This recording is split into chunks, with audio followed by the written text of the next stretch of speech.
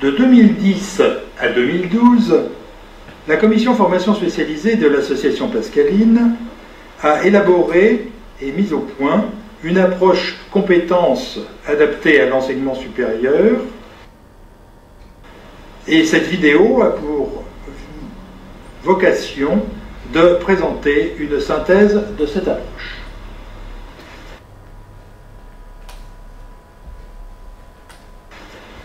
Qui est Pascaline? Pascaline est une association créée en 2006 qui réunit d'une part 75 établissements d'enseignement supérieur, essentiellement écoles d'ingénieurs et de management, impliqués dans l'enseignement des technologies numériques, avec 1200 entreprises du numérique, membres de syndicats comme Syntec Numérique ou la CICF, et en partenariat avec le ministère de l'Éducation nationale, celui de l'enseignement supérieur et de la recherche, l'INRIA, etc. Ce lieu d'échange, que l'on peut qualifier d'unique, a une vision et des actions communes qui présentent les objectifs suivants. Sensibiliser les jeunes afin de les inciter à s'orienter vers les formations supérieures débouchant sur les métiers du numérique, avec les perspectives d'emploi qu'elles comportent, de participer au développement d'une véritable culture du numérique de haut niveau dans les enseignements secondaires et supérieurs, et de contribuer ainsi au développement du numérique dans l'économie numérique, qui est un levier de croissance essentiel pour les années à venir. Pascaline, c'est donc une gouvernance paritaire entre entreprises et écoles, 4 commissions plus un observatoire, et des membres qui sont à la fois actifs, contributeurs et bénéficiaires, comme c'est le cas ici. Pourquoi s'intéresser au développement des compétences? Tout simplement parce que c'est l'aune à laquelle seront mesurés les professionnels au cours de leur carrière, et que ces compétences doivent s'ancrer comme un véritable arbre dans l'enseignement secondaire, en développant les racines essentielles, puis en se spécialisant au cours des phases de l'enseignement supérieur sur un certain nombre de technologies majeures, en approfondissant les connaissances d'au moins une discipline, d'au moins une technologie, et puis au-delà du grade de master, en acquérant les connaissances d'autres disciplines et en s'intéressant à des systèmes à la fois nombreux et complexes. Et cette démarche compétence va suivre l'individu tout au long de sa vie, dans la formation tout au long de la vie, en s'orientant de plus en plus vers des compétences transdisciplinaires, incluant non seulement les aspects techniques, technologiques et scientifiques, mais également des aspects de management de projet, de communication, ou une vision ouverte sur d'autres aspects du monde. Quel est l'objectif d'une approche compétence? Eh bien, c'est d'emmener les diplômés de l'enseignement supérieur vers un futur leadership au niveau qui sera le leur, en s'appuyant sur cette notion de compétence qui regroupe savoir,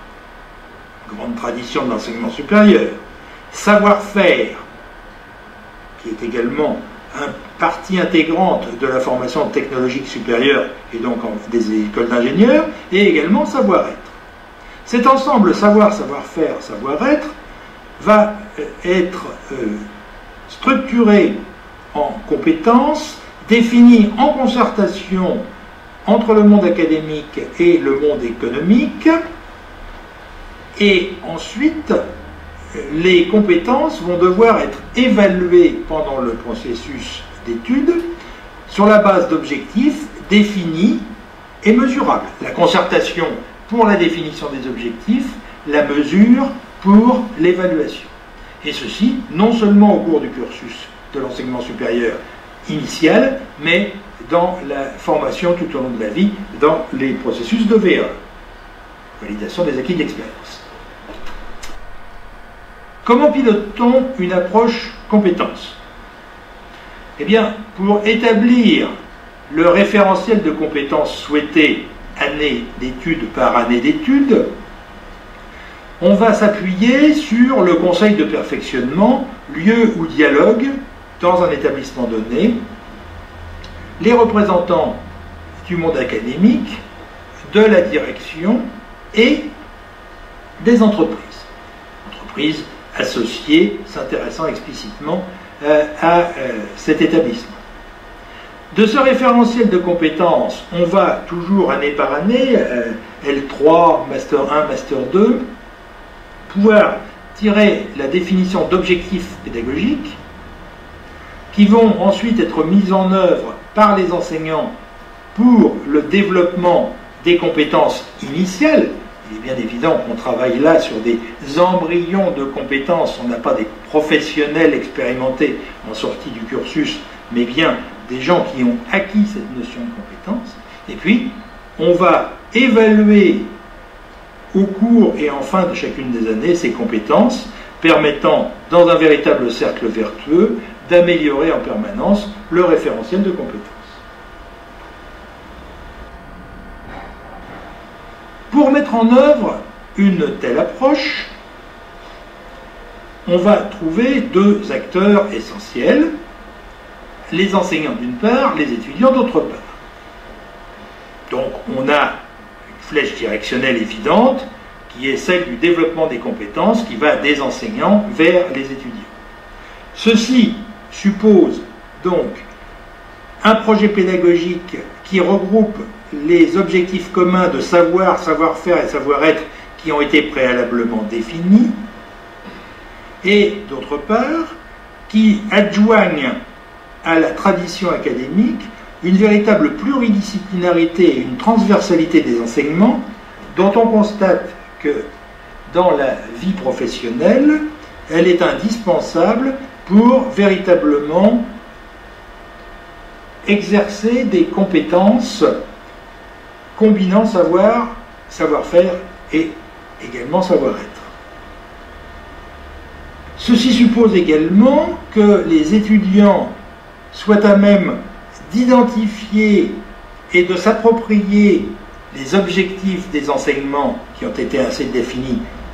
dans le projet pédagogique découlant des objectifs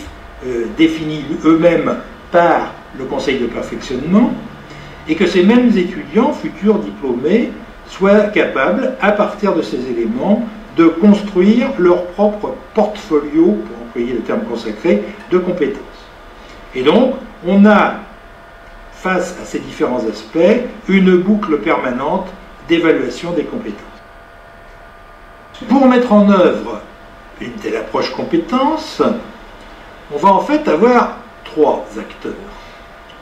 Les enseignants, les étudiants, mais aussi là où les entreprises qui se sont impliquées.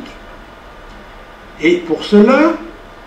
les enseignants ayant défini le projet pédagogique à partir des objectifs définis en commun, les étudiants visant à développer leur portfolio de compétences,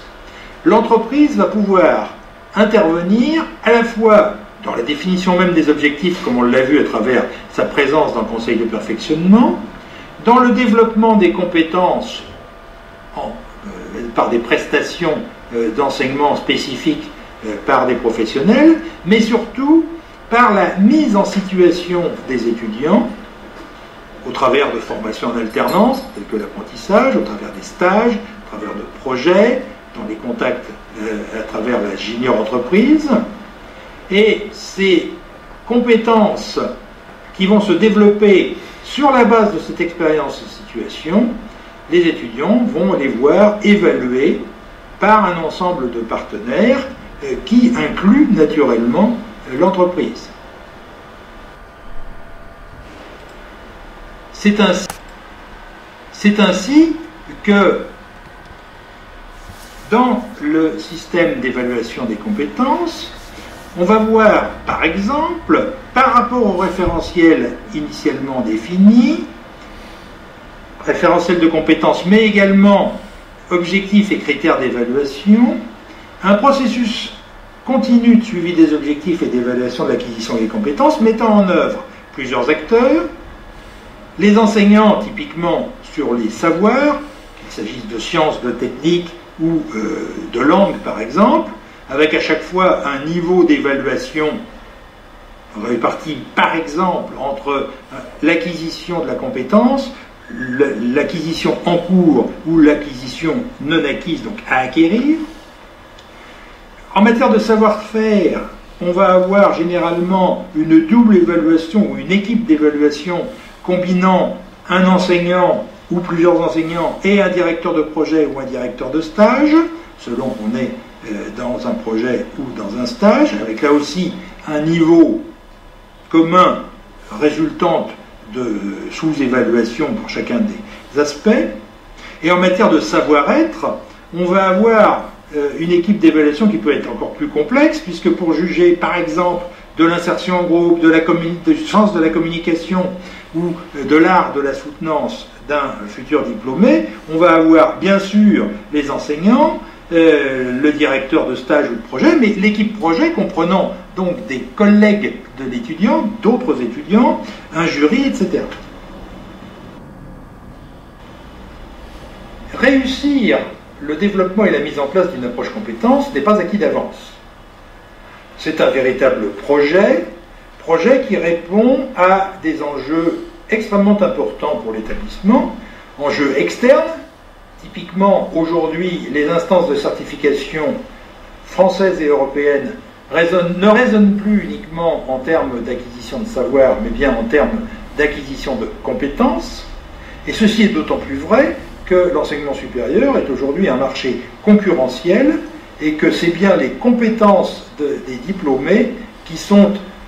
évaluées et appréciées par le marché de l'emploi. Mais ces enjeux sont également des enjeux internes, car typiquement, l'approche compétence est probablement la meilleure manière de valoriser la capacité des enseignants-chercheurs à mettre en œuvre une pédagogie véritablement innovante, en permettant en outre aux apprenants, aux futurs diplômés, de s'approprier leur propre formation à leur rythme et selon leurs modalités, et ceci dans le contexte d'un renforcement des liens avec les entreprises, qui est là aussi de plus en plus essentiel pour les établissements d'enseignement supérieur, et d'ailleurs aussi pour les entreprises. Pascaline est là pour le prouver. C'est donc un projet d'établissement, donc initié par le conseil de perfectionnement, porté par la direction et incluant une dimension essentielle qui est une dimension de conduite du changement. C'est une démarche qui va impacter et impliquer, à moins que ce ne soit impliqué et impacté, tous les acteurs de la compétence, c'est-à-dire les apprenants, les étudiants eux-mêmes, futurs diplômés, les demandants, c'est-à-dire les futurs employeurs, les sachants, que de néologisme, c'est-à-dire les enseignants, mais aussi la gouvernance de l'établissement, direction, conseil de perfectionnement, et les accréditeurs, par exemple au niveau français, la commission d'éthique de l'ingénieur ou l'ARS, sans oublier de plus en plus les accréditeurs internationaux.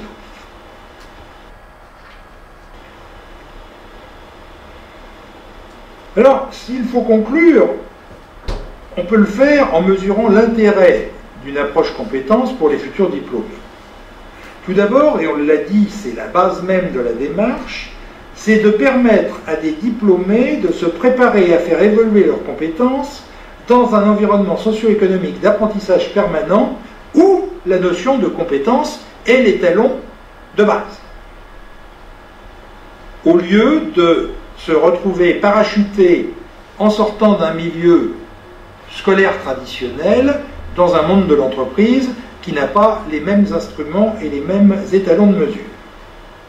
Deuxièmement, c'est la possibilité de développer sa curiosité, sa capacité d'innovation et son esprit critique au travers de deux dimensions, l'une assez classique mais souvent sous-estimée, c'est-à-dire la recherche, sous-estimée dans la démarche d'enseignement, et puis la transversalité des enseignements, où là, il y a un véritable aspect innovant. Si on prend l'exemple de l'enseignement secondaire scientifique, où les mathématiques et la physique se livrent à une course-poursuite permanente, je te cours après et tu me rattrapes, il est important qu'en sortant de l'enseignement supérieur avec un grade de master, un diplôme d'ingénieur, le jeune diplômé soit capable de mettre en synergie les différents savoirs et savoir-faire acquis dans une démarche transversale qui correspond à la réalité professionnelle. Et ceci en n'oubliant pas les sciences humaines et sociales qui sont essentielles également à la réussite d'un travail de cadre. Troisième aspect, c'est se confronter à l'auto-évaluation, développer, on a dit, son esprit critique, mais c'est aussi l'esprit critique vis-à-vis de soi-même. C'est généralement moins facile que vis-à-vis de l'environnement. Et puis de l'évaluation par les pairs, puisque là encore, c'est ce que l'on trouvera dans la vie professionnelle, où ce n'est pas seulement la hiérarchie qui va contribuer à votre évaluation, mais également vos collègues et pas forcément amis. Et puis, pour ceux qui visent les sommets, ou en tout état de cause, au niveau de responsabilité que chacun atteindra, c'est une manière de développer son leadership en se préparant à devenir pluricompétent au cours de sa vie, ce qui est absolument essentiel, car c'est un facteur de reconversion dans un monde qui n'a plus la permanence qu'on a pu lui connaître autrefois.